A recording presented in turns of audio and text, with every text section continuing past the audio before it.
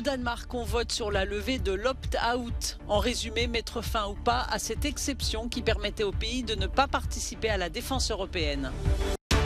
Les forces russes contrôlent la majeure partie de Severodonetsk, dans le Donbass. Une frappe russe sur une usine chimique provoque un nuage toxique d'acide nitrique. En Chine, confinée depuis 2 mois, Shanghai est entrée dans la 3e phase du déconfinement avec un retour à la normale complet, mais néanmoins progressif.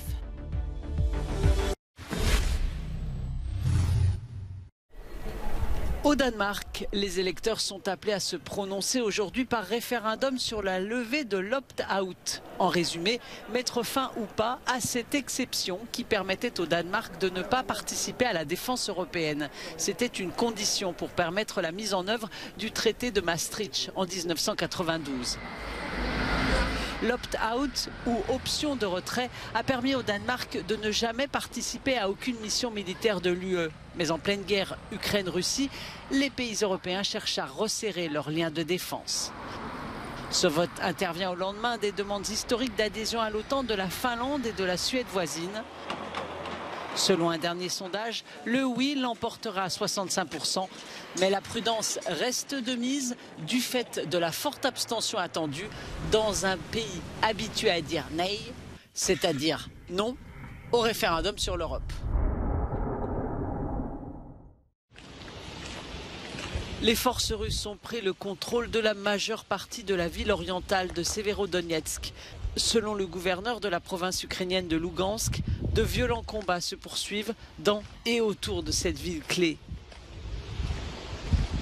Un nuage rose s'élève d'une usine chimique. Les civils ont été avertis de ne pas quitter les abris anti-bombes et de se protéger avec des masques pour le visage, trempés dans une solution de soude. Un réservoir d'acide nitrique a été touché par une frappe russe. Severodonetsk est au centre de l'offensive russe dans le Donbass, le cœur industriel de l'Ukraine. Le gouverneur de Donetsk a exhorté les personnes qui restent à fuir et à sauver leur vie. 12 000 personnes y sont encore piégées. Une attaque à la roquette dans la nuit a fait au moins 3 morts et 6 blessés dans la ville de Sloviansk. Le président ukrainien a déclaré que les forces militaires du pays avaient remporté quelques victoires près de Kherson et dans certaines parties de la région de Kharkiv, mais que la victoire de l'Ukraine dépend de la fourniture d'armes. L'administration Biden semble s'être ravisée et bien qu'elle refuse toujours d'envoyer des armes de longue portée susceptibles de toucher le territoire russe, elle promet maintenant d'envoyer des systèmes de roquettes d'une portée de 80 km environ. Enfin, ce premier cargo a été autorisé à quitter sous escorte le port de Mariupol, désormais sous contrôle russe. À son bord, une cargaison de métal, mais destinée à la Russie. L'Ukraine accuse Moscou de pillage et de vol.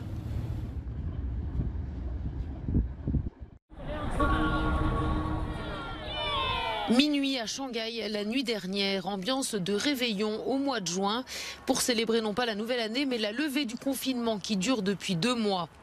Impossible pour les habitants de la capitale économique du pays de rater ce moment. Ils étaient des milliers à s'être rassemblés sur les berges du fleuve Huangpu pour vivre ce décompte de minuit bien particulier.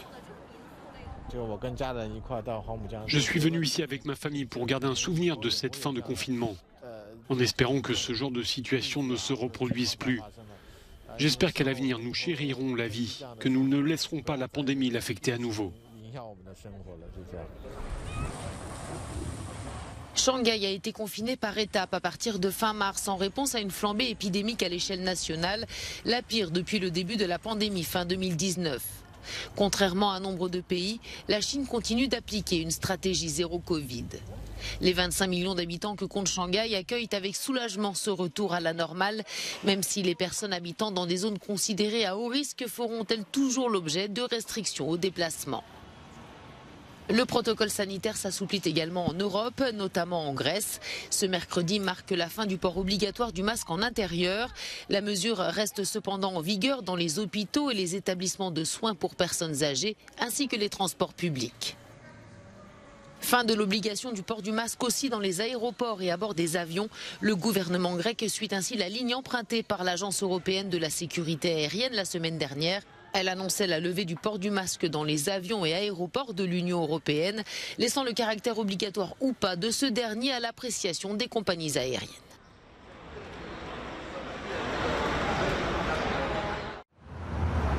Le Brexit et le Covid sont l'enfer pour Dante Boulanti. Régulièrement, il se rend à l'hôpital Charing Cross dans le cadre d'essais cliniques à Londres.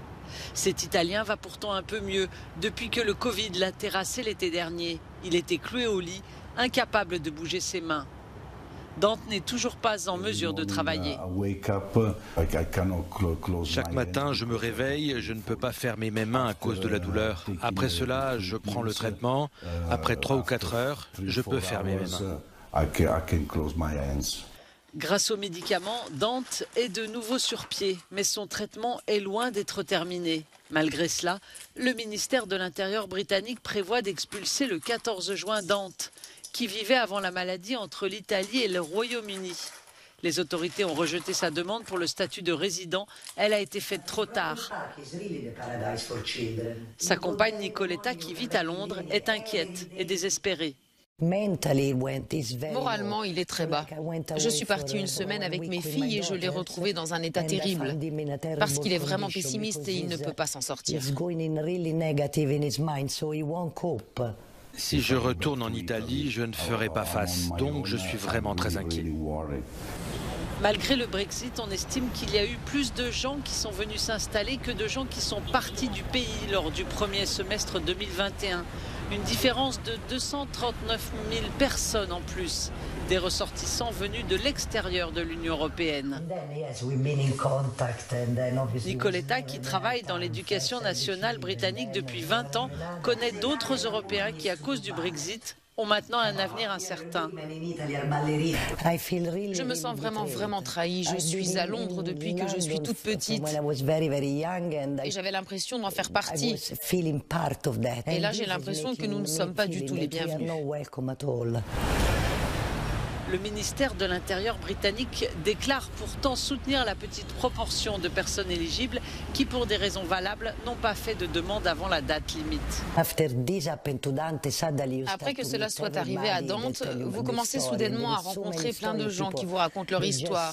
Et il y a tellement d'histoires de gens qu'ils expulsent. Et c'est tout sans même considérer qu'ils sont une famille. Nous sommes juste un numéro. L'Angleterre n'est plus ce qu'elle était dans mes souvenirs. Dante espère un jour revenir comme avant, que ses mains fonctionneront à nouveau correctement pour qu'il puisse se remettre au travail.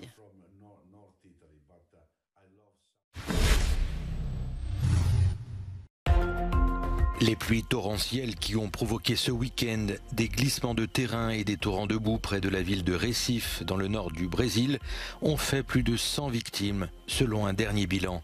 4 jours après cette nouvelle catastrophe, les efforts se poursuivent pour retirer les corps et trouver d'éventuels survivants. Un système de soutien d'urgence a été mis en place pour aider près de 6000 sans-abri. En Australie, le nouveau Premier ministre de centre-gauche, Anthony Albanese, a créé un poste de ministre adjoint de la République. Cette nomination controversée viserait à préparer le pays à ne plus considérer la reine d'Angleterre comme chef d'État. La décision du Premier ministre n'est pas passée inaperçue juste avant le début des célébrations du jubilé de platine de la reine Elisabeth.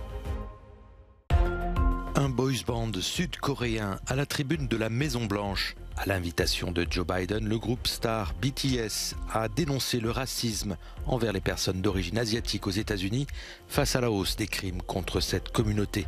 Les jeunes chanteurs ont promis d'aider le président américain à s'attaquer à ce problème. La venue de BTS à Washington a rassemblé des centaines de fans prêts à tout pour rencontrer leur star. Le sourire de Rafael Nadal qui remporte son bras de fer contre le numéro 1 mondial Novak Djokovic et rejoint les demi-finales à Roland-Garros. Bien plus qu'un match, ce énième duel mémorable entre les deux géants du tennis mondial s'est déroulé tel un véritable combat. Score final après plus de 4 heures de jeu, 6-2, 4-6, 6-2, 7-6 pour le champion mallorquin qui affrontera le numéro 3 mondial Alexander Zverev pour une place en finale.